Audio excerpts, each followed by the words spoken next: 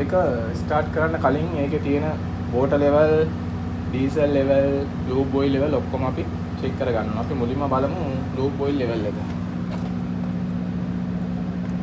මෙතන dipstick එකකින් oil level එක බලන්න. ඉස්සෙල්ලා මේක පිය දාලා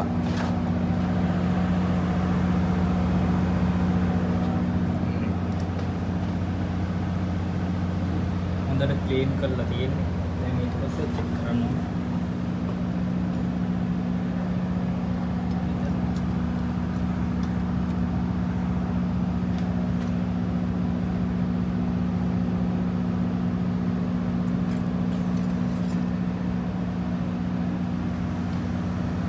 ඔයගොල්ලන්ට පේනවද දන්නේ? මෙන්න මේ හරිය තමයි ලෙවල් එක තියෙන්නේ. level එක ප්‍රශ්නයක් නැහැ.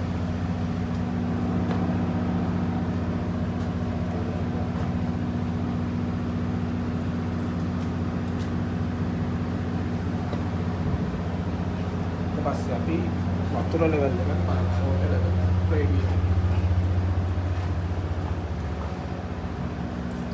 මෙතන තමයි මේ emergency generator radiator එකේ water level එක check කරන්න තියෙන්නේ.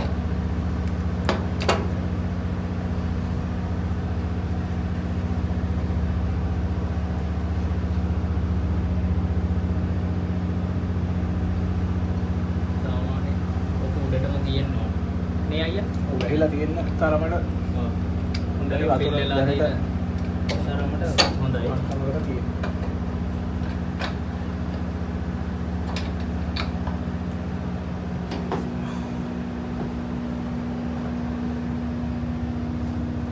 මේ තියන්නේ දා ජෙනරේටර් එකේ diesel level එකක් පේන්නේ.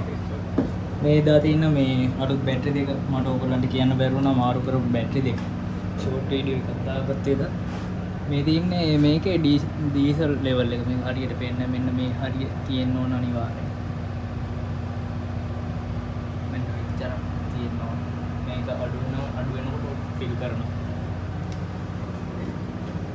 ජෙනරේටර් එකේ ස්ටාර්ට් කන්ට්‍රෝල් පැනල් එකේ තියෙන සිලෙක්ටර් ස්විච් එකත් අපි ඔටෝ තියෙන පොසිෂන් එකෙන් මැනුවල් එකට මාරු කරගන්නවා. අපි මැනුවල් ඩීසල් ජෙනරේටර් එක ස්ටාර්ට් කරද්දී අපි මේ ඔටෝ සිලෙක්ටර් එකෙන් මැනුවල් පොසිෂන් එකට දා ගන්නවා.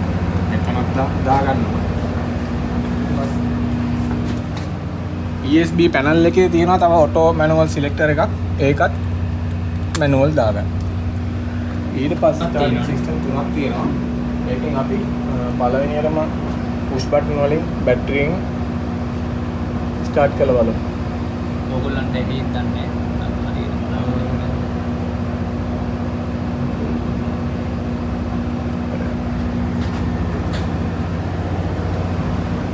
සද්ද වැඩි නිසා මේක මේ හේත් දන්නේ නැහැ. ඕගොල්ලෝ පොඩ්ඩක් මේ සද්ද වොයිස් එක තමයි ප්‍රශ්නේ වෙන්නේ. කියන වොයිස් එක එන්නේ නැති වෙයි මේක ස්ටාර්ට් කරන ටයිම් තුන ඔයගොල්ලෝ පොඩ්ඩක් බලා ගන්න. අපි අයියා අද දෙකෙන් විතරයි ස්ටාර්ට් කරන්නේ. සිස්ටම් තුනෙන් අපි ස්ටාර්ට් කරනවා.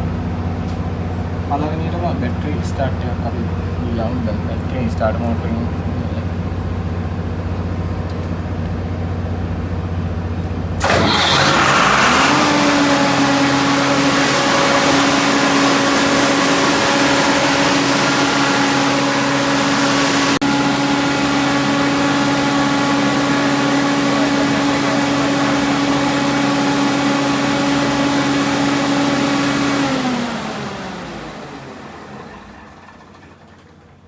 diesel emergency diesel generator දෙවෙනි starting method එකට තමයි මේ යන්නේ. ඒක මේ එතකොට ඒ ක්‍රමයේදී පාවිච්චි වෙන්නේ මේ spring starter එකෙන් තමයි අපි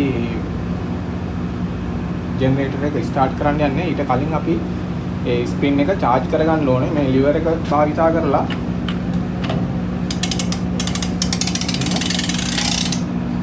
මෙහෙම මෙතන තියෙන ඉන්ඩිකේටර් එකක් තියෙනවා පොඩි. සයිඩ් ග්ලාස් එකකින් පේන ඉන්ඩිකේටර් එකේ දැන් කොළ පාට තියෙන්නේ මේක රතු පාට මෙතන ඉන්ඩිකේට් කරන ගමන් රෙඩ් කලර් එක ඉන්ඩිකේට් වෙනකම් අපි මේකෙන් අරගනවා. එකක් එන්න අද වෙනවා කියලා අතට තේරෙනවා. ඒක තමයි එතකොට ස්ක්‍රීන් එක ලෝඩ් වෙන්නේ. මැෂින් එක charge වෙන්නේ දැන් පොඩ්ඩ ඔයාලට පේන එහා පැත්තකින් පොඩ්ඩ ඔයාලට පේන්නේ ඉන්ඩිකේටර් තද වෙනවා එතකොට අර මෙතන තමයි ඉන්ඩිකේටර් එක රතු පාට සුදු පාට සුදු පාටයි රතු පාටයි අතර පොසිෂන් එකට අන්නලා දැන් බලන්න ලං කරලා පෙන්නන්න රතු පාට ඇවිල්ලා තියෙනවා ඉතින් රතු පාට පොඩි ප්‍රමාණයක් ඇවිල්ලා තියෙනවා ස්ටාර්ට් කරන්න ඊට අපිට තියෙන මෙතන මේ ලීවර් එක පල්ලෙහාට කරන්න එතකොට ස්ටාර්ට් වෙනවා යාලට බලාගන්න එතකොට මේ ලීවර් එක පල්ලෙහාට දැම්මම තමයි ස්ටාර්ට් වෙන්නේ. අපි දැන් ස්ටාර්ට් කරන්න යන්නේ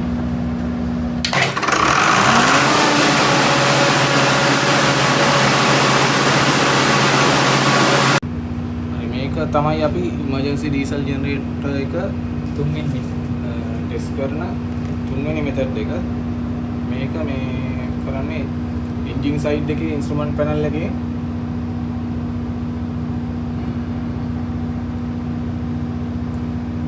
ඒකේ තියෙන අපේ ටොගල් ස්විච් භාවිතා කරලා මේකෙන් අපි මැනුවල් ස්ටාර්ට් කරනවා මෙන්න මේ තියෙන ස්ටාර්ට් මං කියන ටොගල් ස්විච් එකේ අපි ස්ටාර්ට් පොසිෂන් එකට ඩීසල් ජෙනරේටරේ මෙතනින් ස්ටාර්ට් කරනවා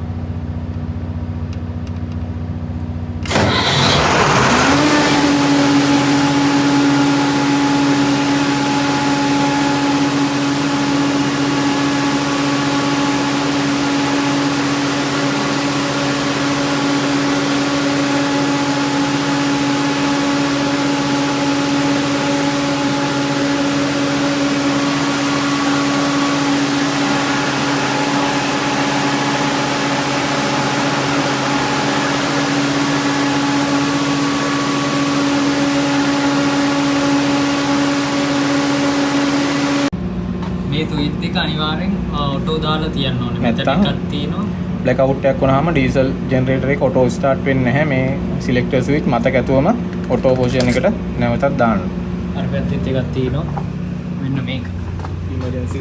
ඉමර්ජන්සි ස්විච් බෝඩ් එකේ පැනල් එකේ සිලෙක්ටර් ස්විච් එකත් මතක තියෙන ඔටෝ දාලා තියන්න මේ සිලෙක්ටර් ස්විච් දෙකම නැත්තම් ඉමර්ජන්සි කන්ඩිෂන් එකේදී බ්ලැක් අවුට් එකකදී ඩීසල් ඉමර්ජන්සි ඩීසල් ජෙනරේටර් එක ඔටෝ ස්ටාර්ට් වෙන්නේ නැහැ ඒක නිසා මතක ඇතුවම අනිවාර්යෙන් මේ සිලෙක්ටර් ස්විච් එක ඔටෝ දාලා තියන්න